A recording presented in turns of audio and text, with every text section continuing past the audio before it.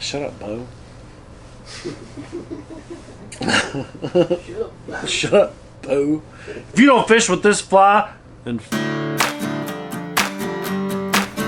Hey guys, good evening. Welcome to another instructional tutorial with Natives Fly Fishing. We're going to work on a new pattern tonight that I kind of just came up with on the fly. So I wanted to do kind of a nymph. Winter's setting in. Obviously dry fly action is pretty much came to a screeching halt.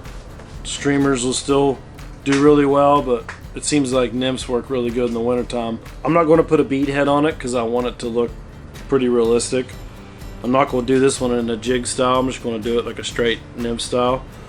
So I'm using a 0.020 lead-free wrap. I wish I kind of had it in a little smaller, but that's okay. This one will work just fine. I'm just going to put a tiny little bit on the thorax right here.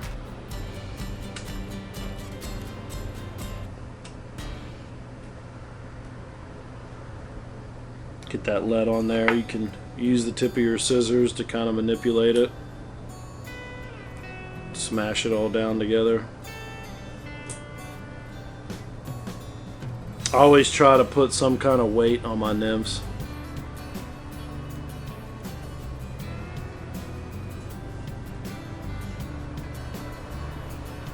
I always like to put weight on them because I really don't try to use a whole lot of split shot if I don't have to. Sometimes you can't get away from it and you kind of have to use it. But we've been working on a lot of European techniques and a lot of different nymphing techniques, and split shot, it seems like, kind of takes away from your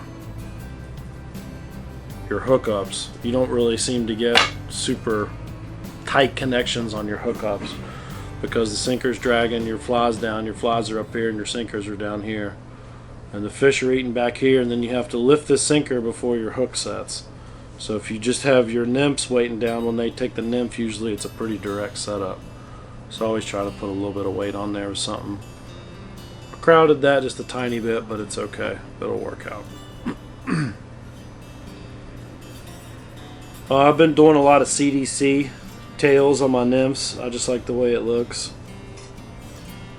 There's not like a super specific reason.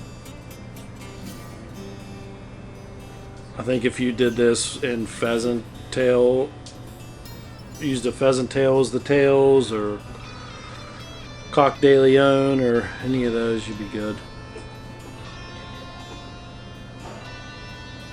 So I'm gonna put the CDC in there just up to, I'm gonna take it up to the lead wraps.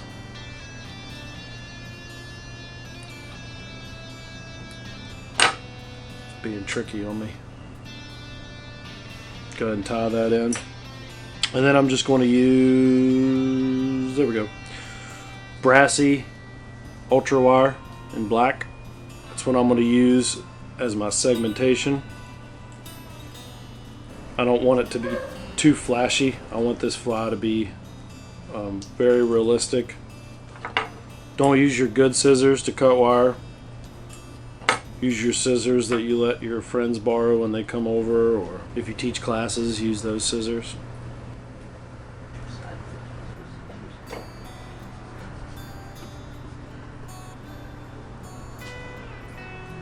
Put that wire in.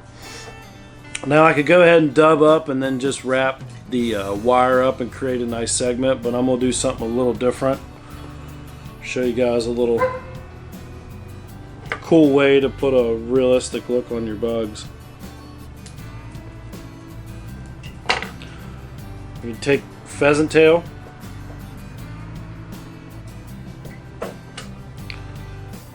cut a little clump,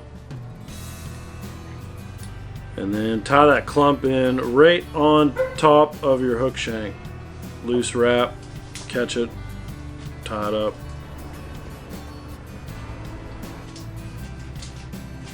Then I'm going to use life cycle dubbing, nymph dubbing, give it that little extra buggy look. It's a rabbit dubbing, but it's got a synthetic blend in it too.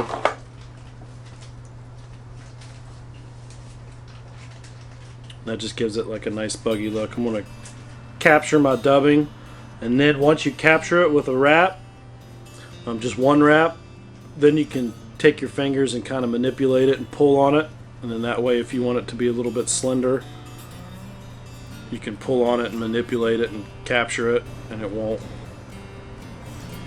pull out on you. This is kind of a pheasant tail Baetis fly, so I want to keep that real nice. That blue-wing olive Baetis fly insect taper. Add a little bit more dubbing.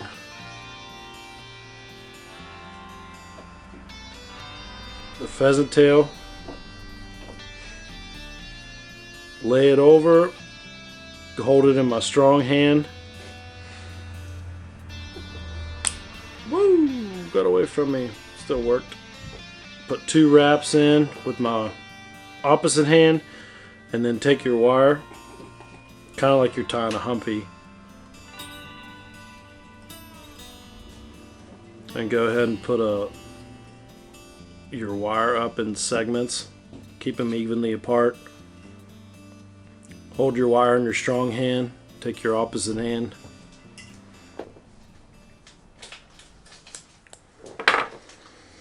Go ahead and get rid of the wire. Now you can take your pheasant tail, roll it back, put a couple wraps on the top of it just to trap it back. Now this is basically going to turn into your wing case. So all I have left to do is throw just a tiny bit more dubbing on it. And I can actually just dub it and then throw the wing case on it and kind of leave it as is, and it'll fish just fine. But just to give it an extra realistic look, what I'm going to do is go ahead and dub up a little bit more.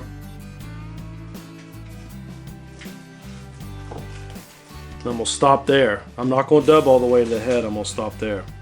And then I have these beautiful hen saddles. This is just a brown natural hen saddle. I'm going to take the end of it, grab the tip of it, and just kind of pull down on the rest of the fibers and kind of separate them to where it looks just like this. And then you just take this little piece and you can just break it straight off. And then I'll take the fibers and make a V. Okay, basically you're trying to make legs. So you want to kind of look at it and make sure like how long your legs are, like what fibers are on your saddle, and you want to make this V with the correct length of the fibers on the saddle, so you don't have to really correct it. You can correct it by putting 2 wraps on it and then pull your saddle slightly out, and then that will, you know, decrease the length of it, and then you can capture it with thread harder other than your 2 wraps. But if you take a good look at it for a second, then you can get the right measurement, and then you just take that V, lay it straight down on top of your fly, take your other hand, pinch it down, hold your legs down, take your thread, capture back, hold your feather back, and then put 2 wraps or 3 wraps on your feather. And this is to ensure that you don't crowd your head too bad. Now take that off. I'll go ahead and take my wing case. Just using my fingers, I'll manipulate the wing case in shape, in position, I should say. And using my opposite hand, I'll capture them.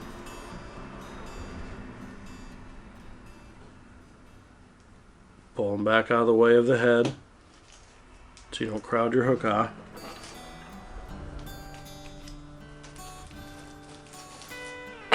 Now, if you wanted to create a little bigger of a head on this fly, you could take just a tiny little bit of dubbing and put it on the fly just to create a little bigger head. But actually, in that last little bit of finishing this fly up, I really don't need to add that dubbing. All of my lead wrap is hidden. I have the look of the fly that I wanted, so I'm just going to finish it. I will glue this fly just because pheasant tails aren't the sturdiest of materials, so you want to you want to probably throw at least, you know, a little tiny bit of UV glue on it. So then just whip finish it to finish the head, and then I'm just going to throw a little bit of UV glue on it.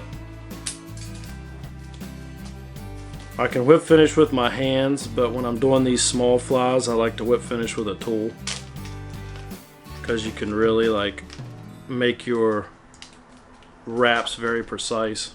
Put them right on top of each other.